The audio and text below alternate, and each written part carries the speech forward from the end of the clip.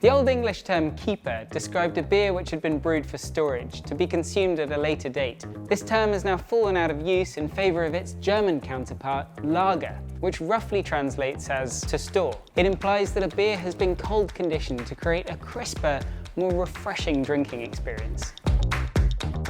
I'm Felix. And I'm James. And we're going to tell you about the art of lagering. It has been estimated that as much as 90% of beer consumed globally today is derived from the Pilsner style, which gets its name from the Czech city of Pilsen, where it originated in the 1840s. The understanding that cold storing beer to improve its flavour, clarity and shelf life is much older though. The world's oldest known brewery was recently unearthed in Egypt. Archaeologists have dated the fermentation vessels to over 5,000 years old. What's fascinating about this find is that these earthenware vessels appear to be thermally insulated, indicating that the ancient Egyptians understood that a stable temperature is crucial to a happy fermentation. And a happy, healthy fermentation is crucial to good beer. There's a well-known saying amongst brewers: brewers only make the wort, the unfermented beer. It's the yeast that makes the beer itself. Yeast is an opportunistic organism. It tucks straight into the natural sugars produced earlier in the brewing process and converts them into all manner of metabolic products, such as fruity esters and buttery diacetyl.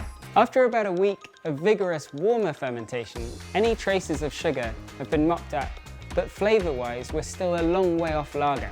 At this stage, the brewer's skill is required to determine the correct time to cool down or lager the fermenting beer. During this secondary stage of fermentation, the yeast quite literally cleans up its act, remetabolizing the products of its initial warmer fermentation and converting them into alcohol. This leaves a cleaner, crisper taste and mouthfeel, resulting in the most refreshing drink known to man. The past century has seen a commercialization of the brewing process, which has resulted in huge improvements in quality, consistency, and shelf life. The demand for lager has put pressure on brewers to reduce their lagering times in order to improve their yields. The largest commercial breweries today are able to produce a lager in as little as 5 days. By comparison, at small beer, we lager for a minimum of 6 weeks for maximum flavour. We have 8 fermenters at small beer, with a further 4 which are being manufactured as we speak. We designed our fermenters to allow us to capture the natural carbon dioxide produced as a result of the fermentation, a process called spunding. This reduces our environmental impact and results in a smoother tasting, more natural beer. Our lagers are true to style, flavour profiles which have been tried and tested over centuries of brewing tradition. And yet, our signature small beer tweaks make them a joy to drink. We brew our lager using the characterful Maris Otter variety of winter barley. This lends a sweet, biscuity flavour, which is complemented by the distinctive Czech Sarts hop. Our long lagering process results in a full-bodied mouthfeel with a clean, crisp taste. We've added an accent of New World hops to lift the aroma and provide a bright, citrus bitterness on the finish.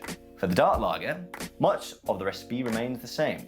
The star player here though is the rich roasted barley, giving the dark lager its distinctive dark colour and coffee chocolate notes. Both beers get a full 6 weeks in fermenter following primary fermentation, and our commitment stands. If it doesn't taste great, we'll leave it to lager until it does.